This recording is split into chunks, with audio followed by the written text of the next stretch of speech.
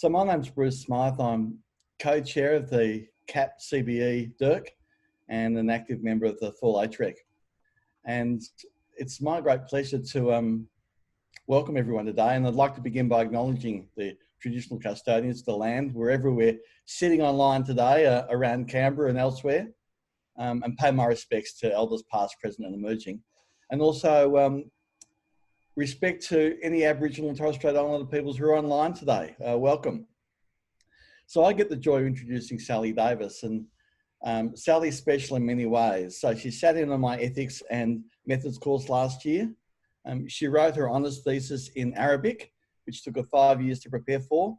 And for a PhD, that's given her the ability to actually get hold of a whole lot of great literature from ISIS written in Arabic. So a very powerful thing to do for a PhD is to have another language up your sleeve. And Sally's looking at how women keep themselves safe in conflict zones for a PhD, which is a fascinating project, but it's now had to move from being face-to-face to online. And so Sally's been working up a whole lot of stuff around moving from face-to-face to alternative online methods. Okay, over to you, Sally. Okay.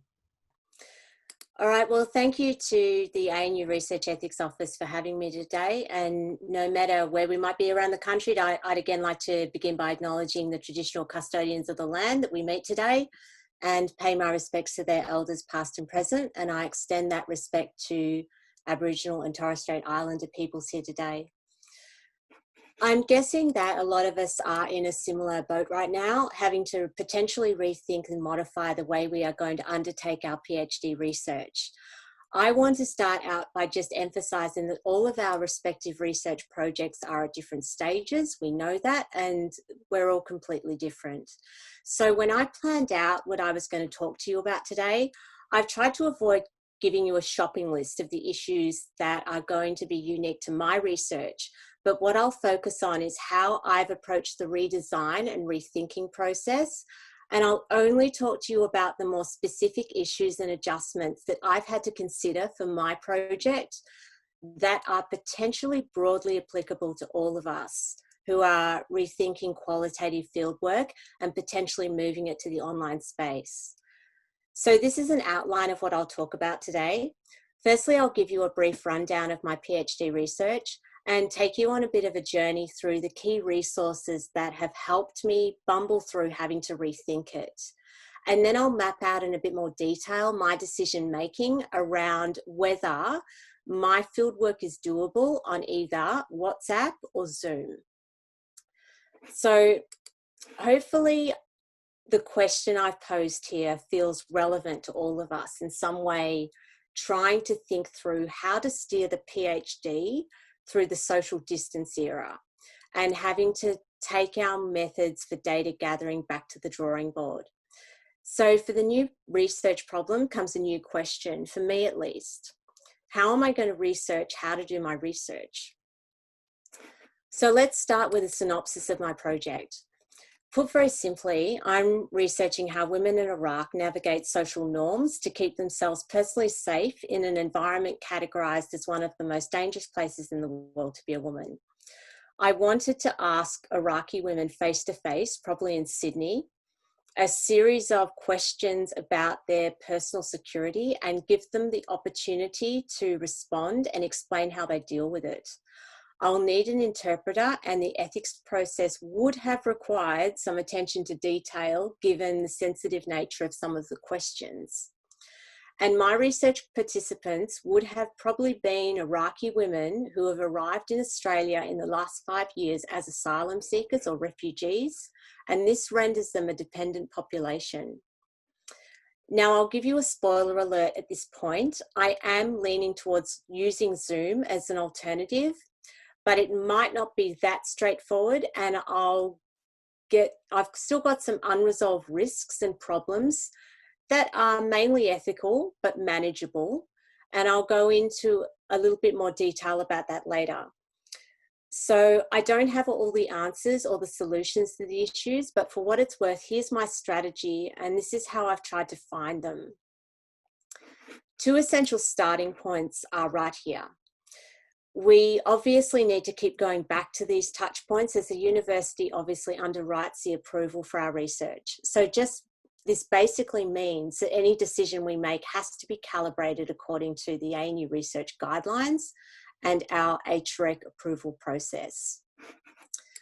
I'm trying to use the ethical standards that are outlined in our national statement as my kind of compass for when I'm thinking through doing these interviews online. The most basic first principles here are respect for persons, justice, beneficence, research merit, and integrity. I actually did one of the CAS courses for research methods last year, which is possibly, hopefully running again, maybe in second semester this year. I've just provided the course code down there. It was an outstanding course, SOCR 8015. I did this course knowing that I had ethically challenging research plans even before we all learnt the term social distance. And I couldn't really have asked for any better preparation for having to do my PhD during a pandemic than this course, because the entire semester is basically devoted to understanding the ethical conduct framework in social science research. The course was really practical, and there was loads of critical thinking and problem solving in terms of research design, planning, and conduct. So I honestly would have struggled without having that really solid ethics foundation when it came to having to rethink everything and contemplate gathering the kind of data I needed remotely.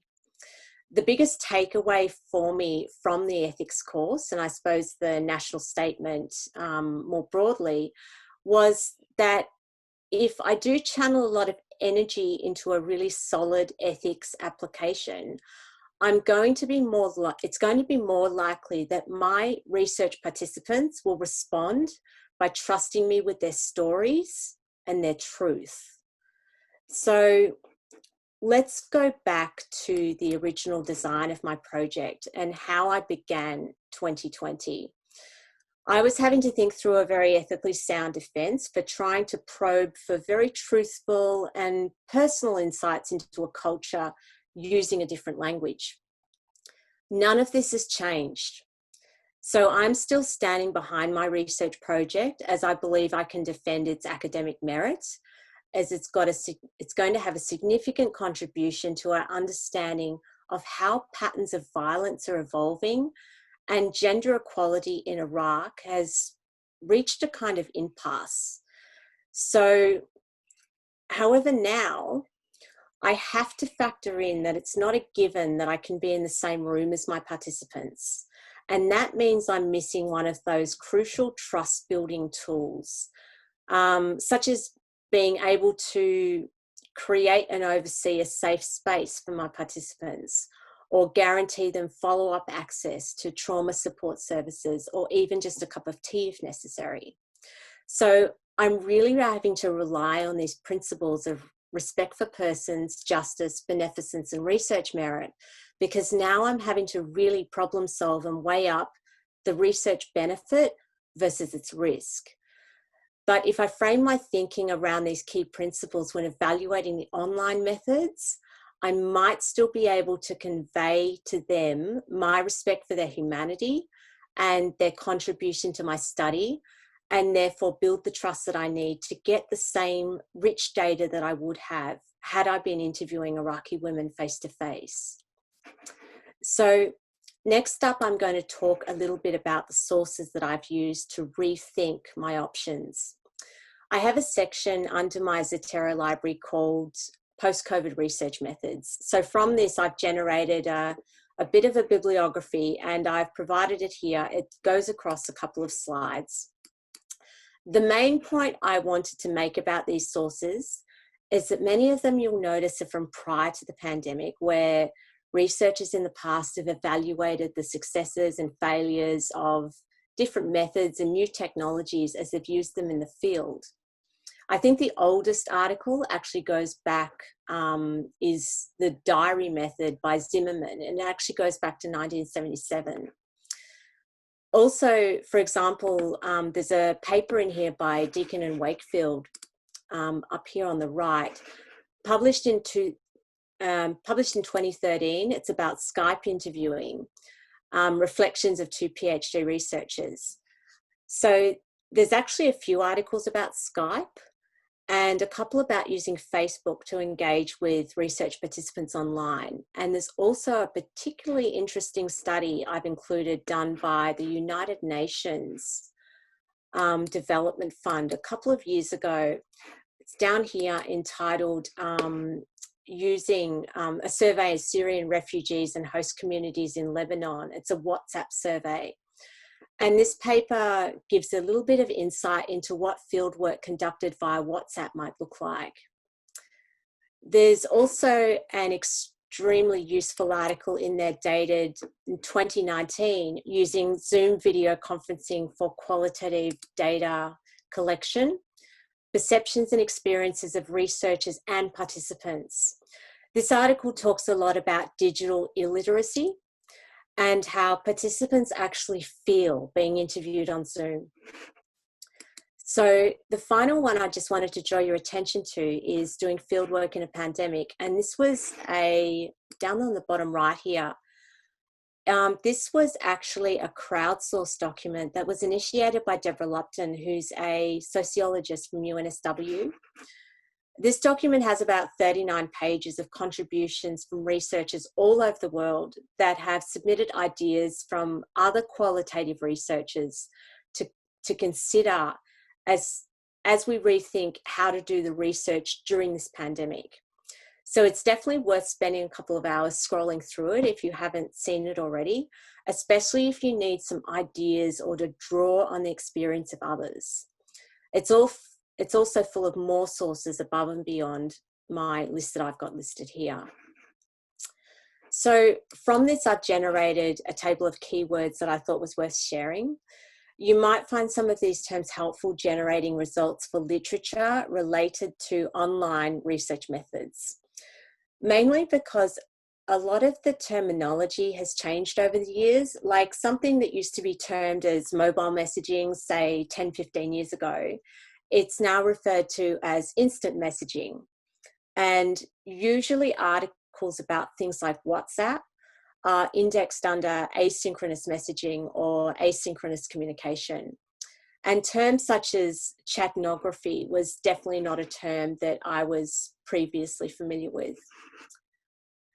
So this is another very useful resource that I found on Facebook. It's a public group that you have to request to join, and there's over 5,000 members last I checked. And the questions and comments threads posted there are from PhD candidates, early career researchers and academics with years of experience from all over the world, mostly dealing with this same issue that we're talking about today. The discussion threads are really pretty good quality, and this is part of one discussion thread where someone is asked about collecting data in rural areas with no internet, no smartphones, low literacy rates. And the comment thread turns to a discussion on telephone interviews. And as such, another question pops up later regarding recommendations for software that can record the phone call. So as you can see, it's very much geared towards finding solutions and academics working together. So if you do want to get lost in Facebook for hours, do head on down to this rabbit hole. You just have to keep in mind our national standards on human ethics when you read through, because you need to be mindful that these posts are from all over the world, where ethical standards may not be as stringent as they are in Australia. But as far as gathering ideas and resources goes, this has been very useful. So all that said, what about WhatsApp? Is this going to work for me gathering my data? So I'm going to start by telling you about a very recent post on the Facebook group that I showed you in the previous slide. It was by a new member to the group, a PhD candidate that was just like me, but she was from the University of Bristol in the UK. And she posted a couple of days ago, and she said in her question, she said, "Hello, I'm seeking help and advice regarding digital ethnography in WhatsApp groups and ethics. Does anyone have any experience in or resources on ethical practices for collecting user-generated data in WhatsApp groups? And another researcher responds to her and begins the comment thread saying, yes, I'm thinking about that too, but I have to consider preserving privacy in a data secure online discussion group where some platforms like WhatsApp require visible phone numbers, others sell data, others are pricey for full functionality. I'm weighing up using Microsoft Teams, Slack, Telegram.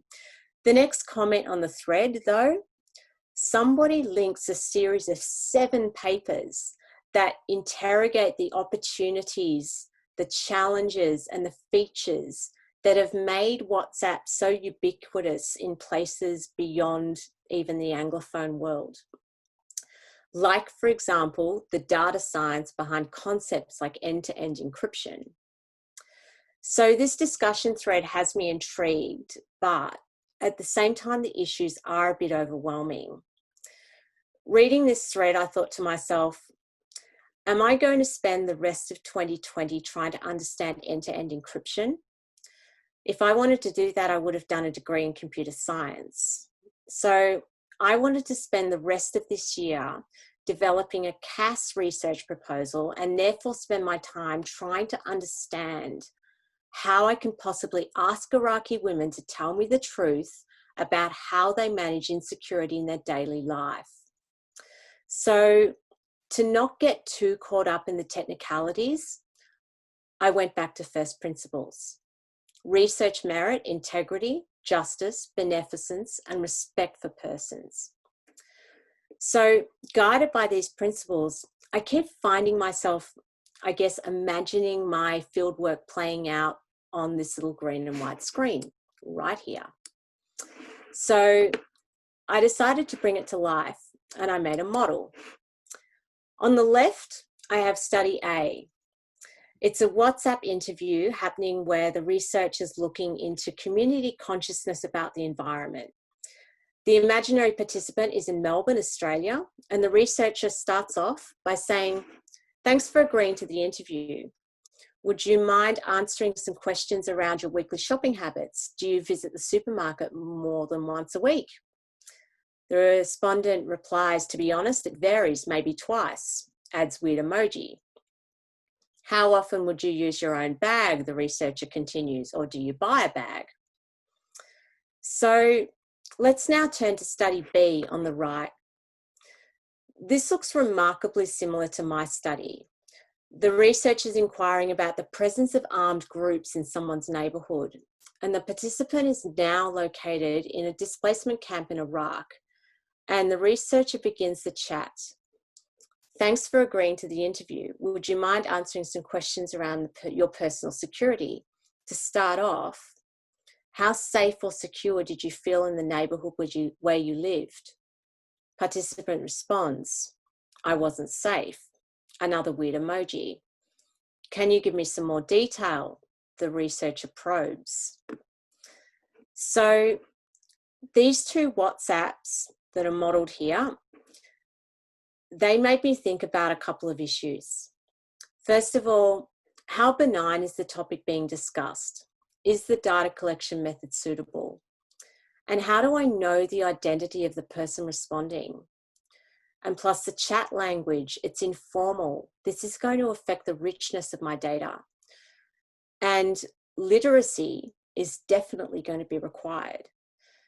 So another thing, what do these emojis mean when they come to data analysis? Do they substitute for body language? Do they indicate discomfort?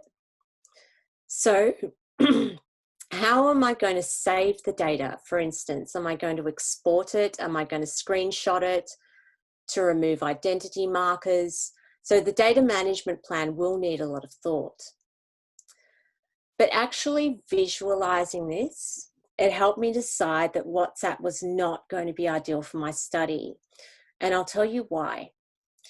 I think the deciding factor for me was the asynchronous style of communication. even if I get my participant to agree to a 90-minute time frame for the interview, so that the interview has a beginning and an end, we all experience from time to time message lag. That's when we send someone a message and they reply the next day. So I had to ask myself, what am I going to do if participant B doesn't respond for 1 or 2 days or stops responding altogether? Do I need to build a protocol for that? And in this situation, one interview could potentially last for days. So I'm potentially going to be going to bed some nights with an interview ongoing and an unanswered question on my phone. And if any of you have some idea of how precarious a life might be in a displacement camp in Iraq, I'll just let that sit with you for a minute as to what that might mean. So even though I've ruled out WhatsApp, let's stay with these interviews for a minute, because I want to ask another question that may well affect all of us to some degree if we are conducting human research in the wake of the COVID-19 event. Will COVID-19 affect the data participants bring to the interview? Will we get an accurate picture of the topic under investigation? So this is an issue that's related to, I guess, recall bias and data validity, but it also has an ethics dimension. The coronavirus has impacted almost everyone's lives for most of 2020 and possibly beyond.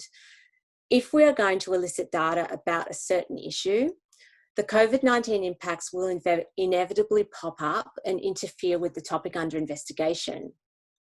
So let's look at now how participant B answers the question about the bag at the supermarket. They say, I always use my own bag. I don't touch the trolley. Now, this is a fairly crude example, but their answer's obviously been informed by how COVID-19 has impacted how they conduct their daily life. So similarly in study B, my Iraqi participant gives me more details and insight into why they characterize their circumstances as unsafe. Because she responds, it's impossible to go to a hospital if the children are sick. So again, without asking, I'm actually gathering data that might actually be more closely related to how the person's coping with COVID-19 rather than the topic of my study. So strategies to overcome this might be to clarify with participants by adding the prefix to the question, thinking back to before COVID-19, or where populations have been more seriously impacted. We can see how thinking like an ethical researcher will possibly correct any issues of validity and accuracy in our data by orienting us towards adopting an approach that is sensitive to the potential trauma of COVID-19, which might even mean contemplating postponing the fieldwork a little until the time is right. But let's be optimistic and reset. Let's ask, is Zoom going to be defensible as the answer? So here's my thinking. Sure, Zoom's cost effective. This is wonderful. I don't need to travel. Zoom gives me the option of allowing my participants to share their screen. And this could embed photos into my interviews. I've also got some sampling options too. I can sample more broadly. I don't just have the option of talking to the Iraqi diaspora in Australia who left Iraq. I can also talk to those who haven't left Iraq. All this is like WhatsApp, but unlike WhatsApp, I have the person there and we're talking. So I'm going to have to work a bit harder, maybe in building rapport online. And that's one of the major themes that keeps coming up in the literature about online qualitative interview data. I'm going to also have to consider and map out the steps to obtaining consent And the recording process is, however, particularly nice because Zoom has a pop-up feature that prompts session attendees to consent to the session being recorded. So in many respects, Zoom is ideal and absolutely fit for purpose. However, things do get a little more complex if I take these advantages of interviewing remotely all the way to Iraq. So firstly, the accessibility issue is especially multifaceted. Recipients of my invitation to Zoom email are going to need to be digitally literate and literate. They'll need a device and at least a tablet or a computer so I can see them, and a safe private setting with an internet connection. Now, that's not to say Iraqi women don't have those things. However, by using the internet to do the research, am I potentially excluding from my study the very people who don't? The very people who have experienced insecurity at its most dire in Iraq, which is measured according to maybe minimal schooling, family violence, displacement, and digital poverty. And these are all critical aspects of human insecurity. And we know they disproportionately affect Iraqi women. But ironically, these factors are also going to be the main barriers to participating in a Zoom interview from many parts of Iraq and even neighbourhoods in the capital city. But secondly, there's another issue with the online interview scenario. That is the researcher's limited ability to create a safe and private environment for the participant who may be divulging particularly sensitive and personal information. So in my study, for example, sure, as a researcher, I'm safe at my computer here in Canberra, but I can't assume that just because I'm doing the interview over Zoom, that it no longer matters where the participant is. So here's a scenario that I've had to consider that could be broadly applied because it exemplifies why location still matters. So as you know, I'm eliciting insights from my participants on their feelings of safety and security in their daily life. So on the topic of family violence, for instance, in particular, I can't overlook the fact that it's already known that upwards of 30% of Iraqi women have experienced some kind of domestic violence. Now, there's the fundamental difference between the woman who is Zooming from Baghdad and the woman who's Zooming from Sydney, because of those 30%, the source of abuse is not always the husband, but can sometimes be the extended family with whom they typically live under one roof. So unless Iraqi families are upper middle class or elite professionals, the likelihood of being able to talk privately with one member of that family over Zoom is actually quite slim.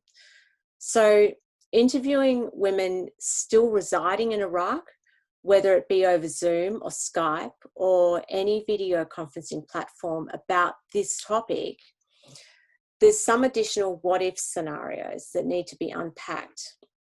Firstly, I need to be mindful that family networks, they're patrilineal, and as such, Iraqi sisters-in-law and mothers-in-law can be especially curious creatures and highly protective of their brothers and sons. So none of this makes for an ideal environment from which to gather qualitative data over Zoom.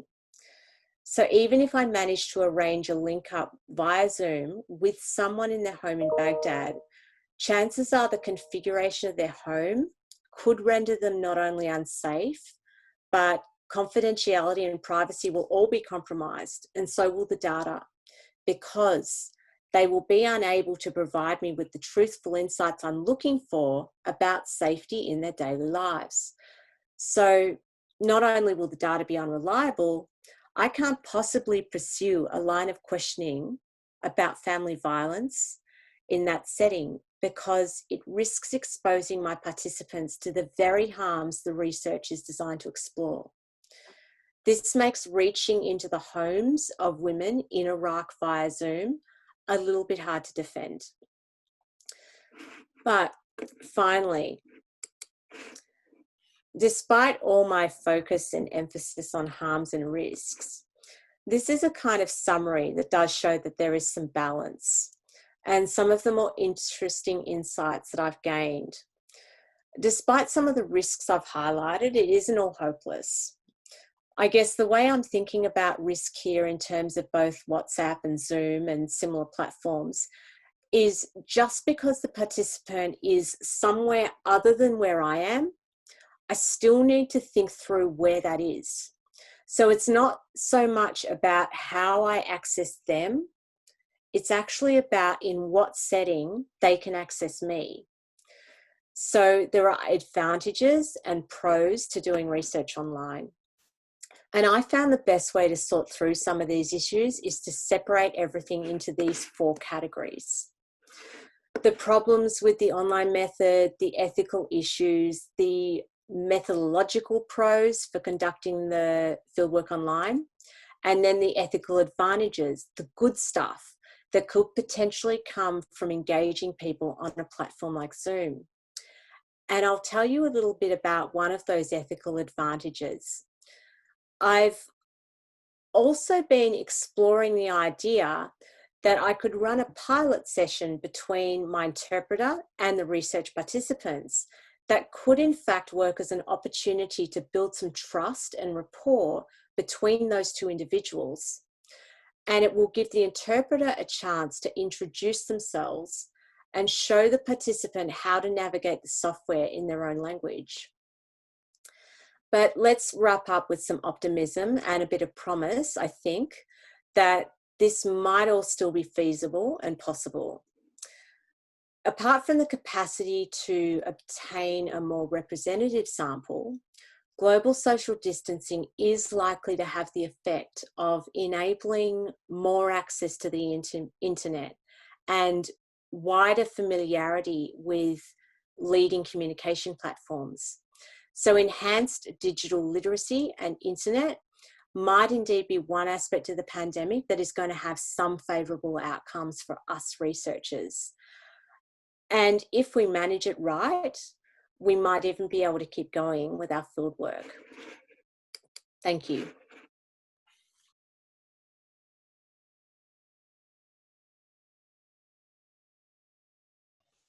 Well, thank you so much, Sally, for sharing with us about what you've had to think through, changing from face-to-face methods to online methods. We're going to move on to questions now. If we haven't met, I'm Sherry. I work in the ethics office. And we'll just start off with a question from inside the chat.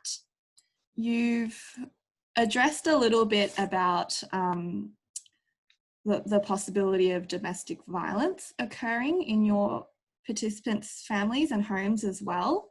And as you know, during COVID-19, it's especially dangerous because a lot of people in this area have said, you know, there might be an increase in domestic violence during this time. So in the question, it says, with WhatsApp, there have been a few groups that have suggested using voice messaging instead of text because there is less data trail. Do you have any thoughts on this? With WhatsApp, I think I'm kind of deterred by the idea of it being that sort of asynchronous nature and not necessarily being able to see my participant and therefore being able to elicit a response straight away.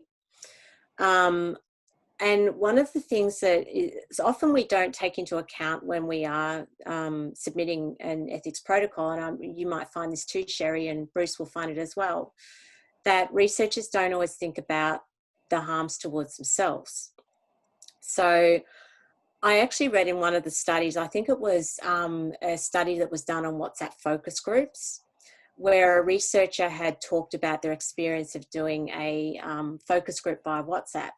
And they made special note of the fact that it was actually emotionally exhausting, because this focus group did go on for a long time, and the researcher was had a lot of outstanding questions, and so they were actually using voice comments as well. And it was the way they had to deal with the lag. The researcher would have to ask the same question over and over again, because we know a lot of the time, how many times do we send an email and the person who responds doesn't necessarily just answer our question? This happens a lot in the experience of researchers who've used WhatsApp focus groups. The question doesn't get answered, and it can be quite tiring. So yeah, I guess I that's why I have ruled out WhatsApp, but yes, I've also seen that as an option. Yeah, thanks, Sally. So yeah, it looks like there's quite a few different issues that need to be considered. I mean, the data trail might be one side, but as you've mentioned, making sure that the participants are safe, and often that's hard to keep track of if they haven't responded to the message. The person that's asked the question has linked a few resources for us in the chat. So yeah, for those of you who are interested, definitely go and have a look at those. Another question from the chat is, thanks, Sally, for your presentation. My question is related to literacy. My participants would need a translator, but would also have low literacy skills and poor internet. What would you suggest for these participants? I was actually searching that. I had to specifically search research in the sort of methods articles about literacy. And what I found was the best way to manage that. I mean, my issue with it is still being able to include these people in the study. So as long as I can get them onto I suppose the platform that I need them to be, it might end up just being a phone call. Because if I have to think about that they are going to have to navigate a Zoom link, am I assuming a certain level of literacy?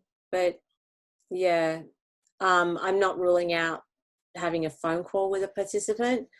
But I think if I was to do the research in Australia and have my interpreter able to help with that, it might be a little bit easier. At least I would sort of know that they had the access to the technology or the smartphone to make the phone call. But yeah, it's a difficult one, literacy. It definitely rules out WhatsApp. Absolutely rules out WhatsApp. And a lot of the suggestions that appear on the sort of Facebook page in regards to interviewing people in rural communities, a lot of the time they talk about writing to these people and providing them with pieces of paper and saying, can you draw something? So there always needs to be a sort of interlocutor there, yeah, for them to be able to provide that kind of feedback. So yeah, there are limitations.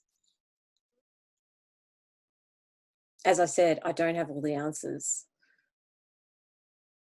I'm wondering if what you think is the most important or difficult questions Ethics Committee asked about when we use online platforms in lieu of face-to-face. I think probably where you have to go through and evaluate the harms, because given that we haven't been in this situation before, and prior to the pandemic, we would have found it a little bit hard to defend doing this kind of research online. So I think as researchers, we have to approach the ethics protocol and look very honestly at the true extent of the harms. And I think that's where I kind of arrived at this principle that no matter what I used, I was still going to have to consider very carefully where my participant was and not get kind of caught up in, I suppose, the potential of doing research online, meaning that I can interview anyone absolutely anywhere. I don't know that that's true. It's and I think when you think about the potential harms, you realize that you are still going to have to take some care in trying to do what you can to ensure that the participants in a safe environment.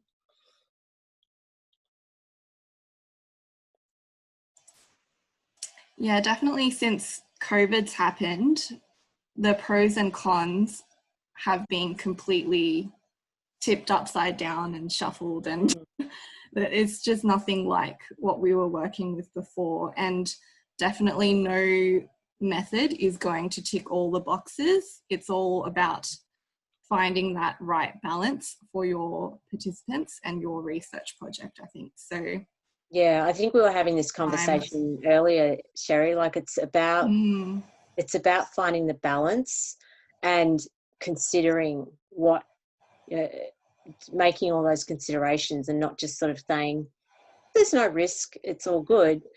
As long as we're thinking about it, I think that's one of the most important things. Yeah, and I mean, from the ethics office, we understand that it's really difficult. Like, you need to know your participants really well. You need to know the situation really well. And Sally, for you, it's meant learning up a whole bunch of computer science stuff, which, you know, you probably didn't need at all before this. Don't tell the people, I don't know anything about computer science. I'm a CAS student. I'm going to get I'm worried I'm going to get a data encryption question. Well, not yet, because the next one is, what are the ethical issues of having a third party known to both the researcher and the participants who sets up a Zoom meeting in a safe place?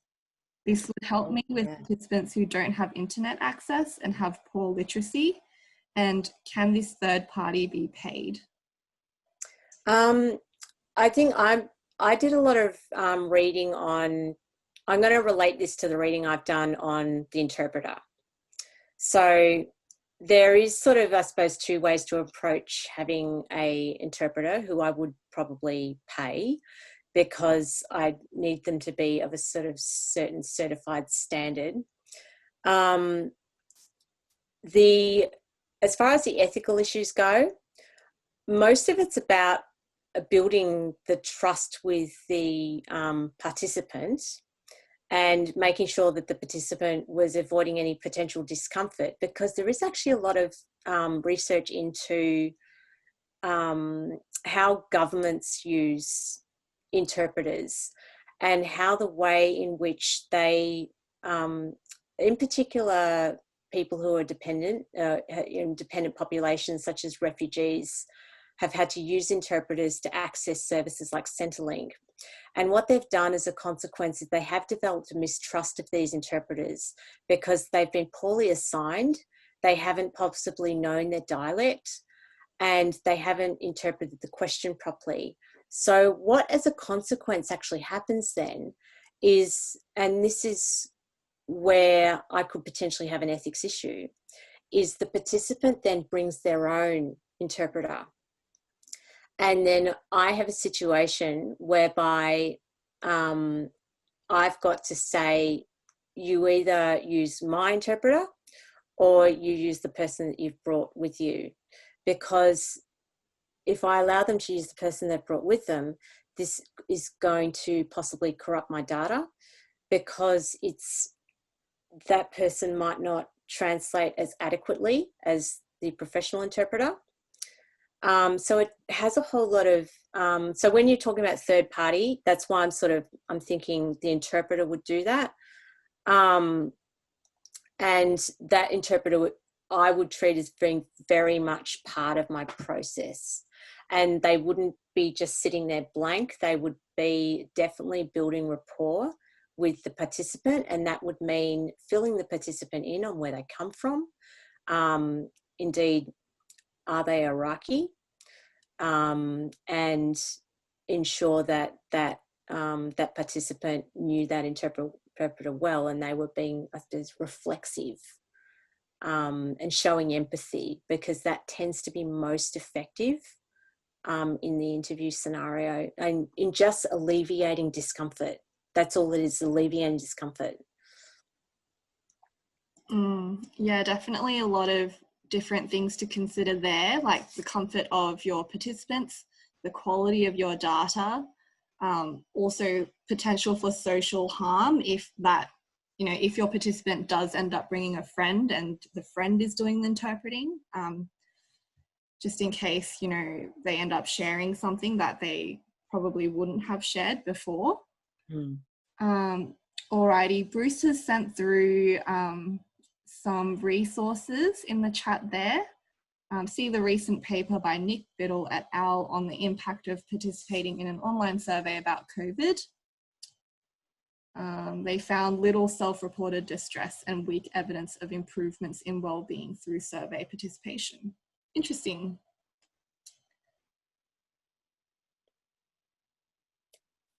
Green space use. Used to reply, paid, mail, etc.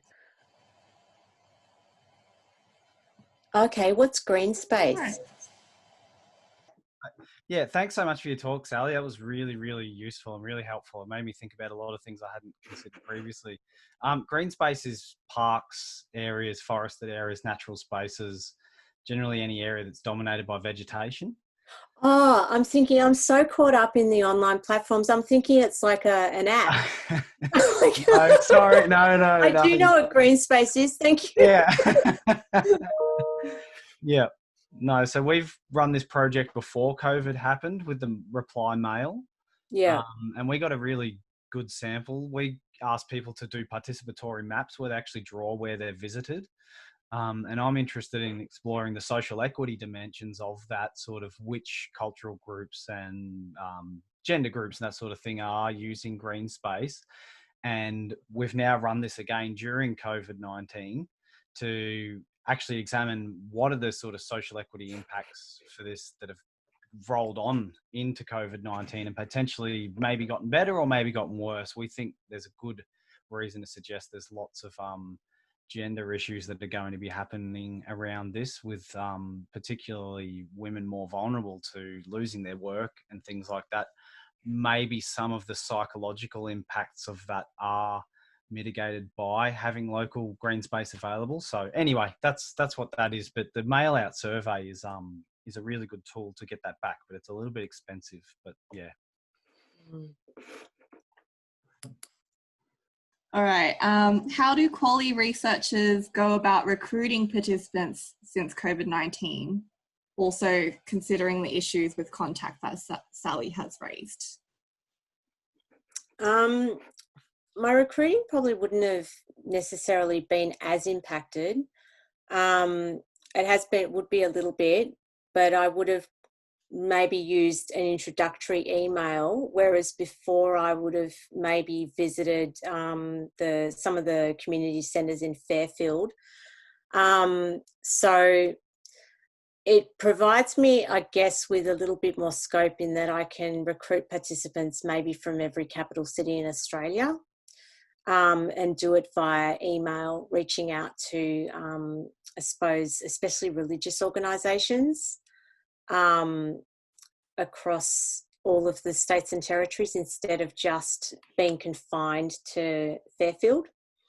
But yeah, I think recruitment, it's a shame that I won't be able to do a personal approach necessarily to an organisation, but in saying that, the timing might work in my favour and we might have alleviated any issues with COVID-19 by the time I do this, which might be, I'd have to wait till after Ramadan next year to do this. I wouldn't be able to do this during Ramadan, but I would probably be maybe doing it this time next year. So I might be all right. I might be able to actually sit in the same room with them, but I kind of design this like talk, on the sort of assumption that I won't. Yeah, so Sally, for you, you've actually had to go from contact with maybe one religious organisation to lots of organisations across Australia to your recruitment. Yep, Amanda, do you want to just jump on and just explain or give a bit of a rundown for us, the articles that you've cited there? Oh yeah, just was saying that obviously sampling is an issue. I mean, and Sally's already said this, but if she's going to want to interview people on Zoom, they have to have internet access. It's the same with phone interviews, the people have to have phone access and so on. So it becomes a sampling issue and therefore a research quality issue as well. Mm. Yeah, and also a justice issue, because if we're only getting people from, you know, who are wealthy, have access to technology, then that's not a... Yeah, you have to just redesign the research project and say you were going to investigate the insecurity of middle to upper class Iraqis. And it's not, that wasn't the question. Okay, we have time for maybe one more question. Oh, just some thank yous to Sally. Thanks, Glenn. Very interesting webinar. As a data archivist, this is valuable to understand, and thanks so much again. Cool. Well, thank you so much, everyone, for coming. Didn't realise that there would be this much interest in a Zoom seminar about methods, but, you know, thank you so much, Sally, for sharing. And clearly it's a really important thing for everyone to think about at the moment with COVID. So thanks for sharing, and thanks for turning up, everyone.